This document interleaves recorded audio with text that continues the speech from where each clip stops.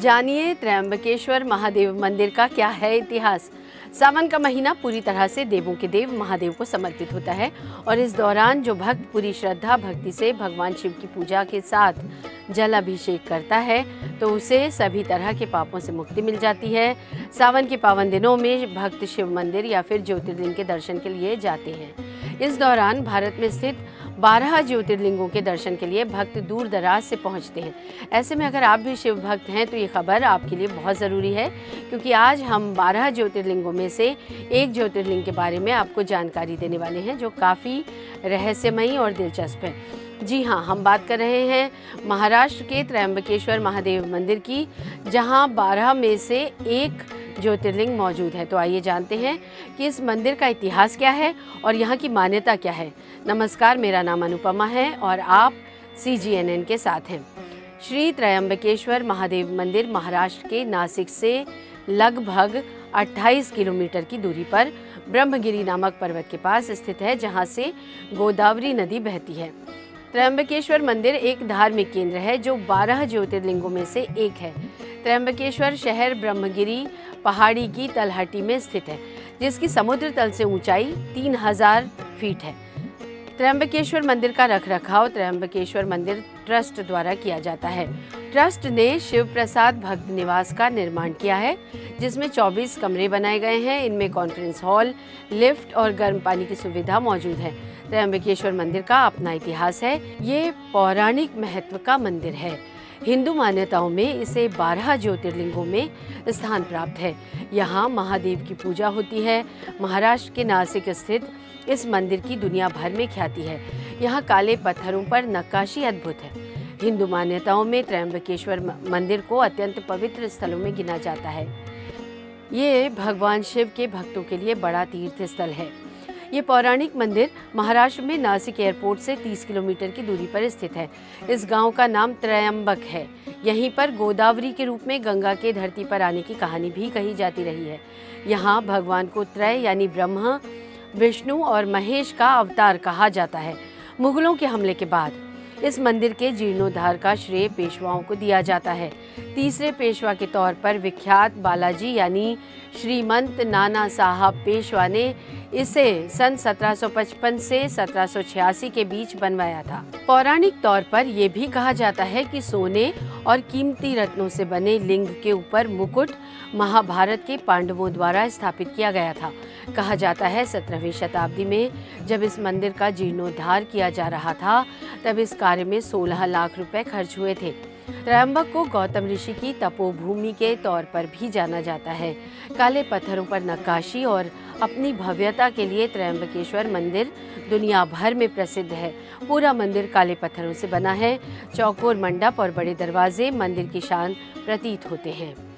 मंदिर के अंदर स्वर्ण कलश है और शिवलिंग के पास हीरों और अन्य कीमती रत्नों से जड़े मुकुट रखे हैं।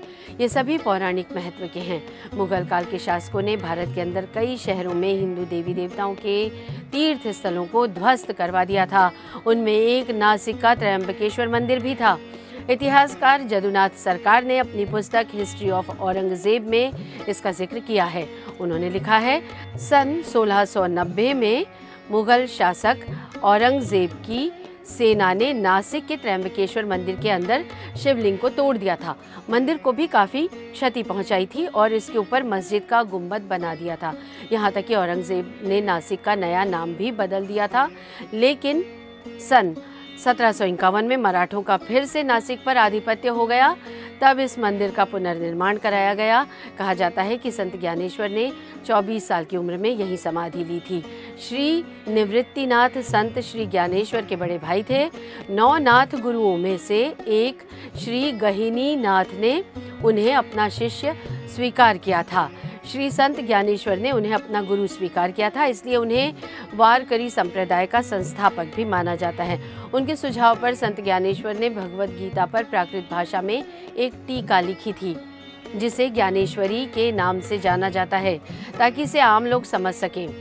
उन्होंने 24 साल की आयु में त्र्यंबकेश्वर में संजीवन समाधि ली थी।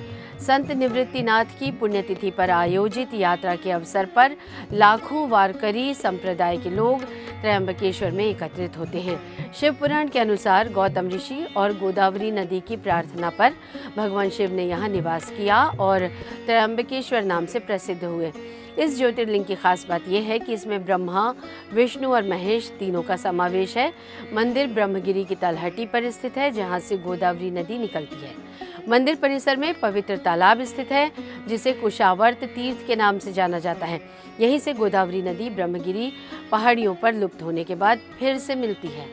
मंदिर काले पत्थरों से बना है और इसकी वास्तुकला सिंधु आर्य शैली का उत्कृष्ट नमूना है। मंदिर के शिवलिंग में 3 मुख हैं, जिन्हें भगवान ब्रह्मा, विष्णु और रुद्र का रूप माना जाता है। शिवलिंग के चारों ओर एक रत्न जड़ित मुकुट भी है, जिसे त्रिदेव के मुखौटे के तौर पर देखा जाता है। त्रयंबक को गौतम ऋषि की तपोभूमि के तौर पर भी जाना जाता है। सावन के महीने में इस मंदिर में भगवान शिव की पूजा अर्चना करने के लिए दूर दूर से श्रद्धालु उमड़ते हैं।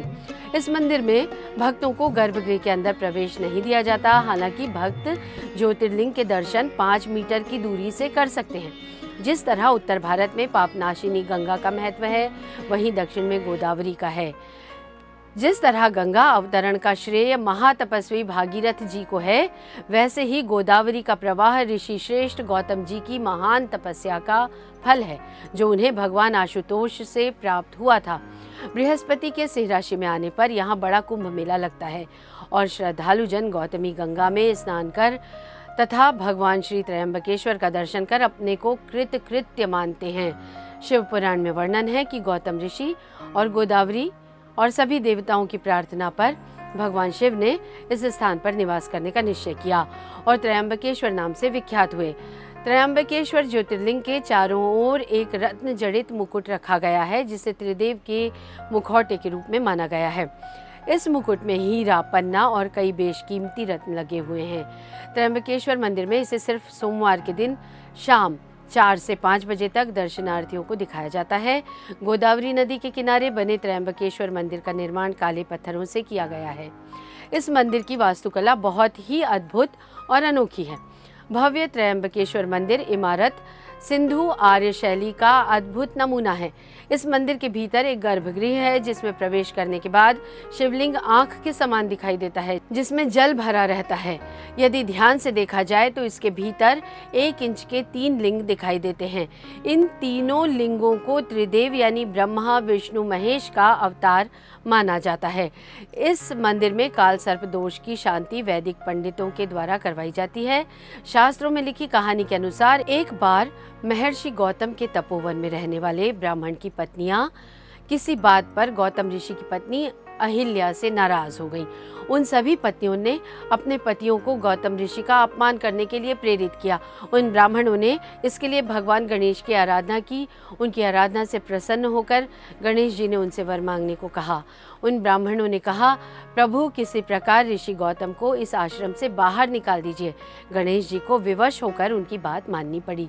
तब गणेश जी ने एक दुर्बल गाय का रूप धारण करके ऋषि गौतम के खेत में जाकर फसल खाने लगे।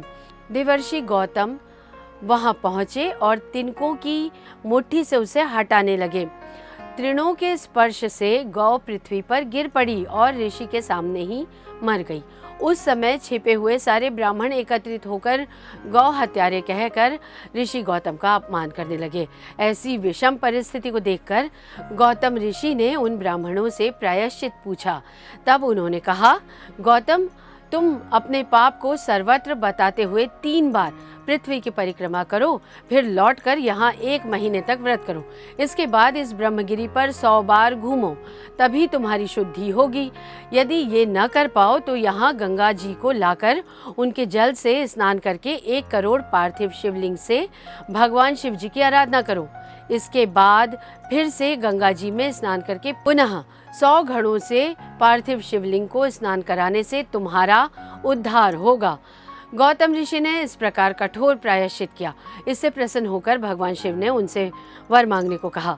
महर्षि गौतम ने कहा, भगवान आप मुझे गौ हत्या के पाप से मुक्त कर दीजिए। भगवान शिव ने कहा, गौतम तुम सर्वदा निष्पाप हो। गौ हत्या का अपराध तुम पर छल पूर्वक लगाया गया था। ऐसा करने के लिए तुम्हारे आश्रम के ब्राह्मणों को मैं दंड देना चाहता हूँ। इस पर महर्षि गौतम ने कहा, उन्हीं के उस कार्य से मुझे आपके दुर्लभ दर्शन प्राप्त हुए हैं। अब उन्हें मेरा परम समझकर उन पर आप क्रोध न करें। बहुत सारे ऋषि मुनियों और देवगणों एवं गंगा ने वहां उपस्थित होकर ऋषि गौतम की बात का अनुमोदन करते हुए भगवान शिव से सदा वहीं पर निवास करने की प्रार्थना की। देवों के प्रार्थना करने पर भगवान भोलेनाथ वहीं गौतमी तट पर त्रयंबकेश्वर ज्योतिर्लिंग के रूप में प्रतिष्ठित हो गए। ये त्रयंबक नामक ज्योतिर्लिंग सभी कामनाओं को पूर्ण करता है। यह महापातकों का नाश और मुक्ति प्रदायक है। जब सिंह राशि पर बृहस्पति आते हैं तब इस गौतमी तट पर सकल तीर्थ, देवगण और नदियों में श्रेष्ठ गंगा जी पधारती हैं और महाकुंभ पर्व होता है। त्रयंबकेश्वर महादेव ज्योतिर्लिंग मंदिर की ये जानकारी आपको कैसी लगी हमें कमेंट करके ज़रूर बताइएगा।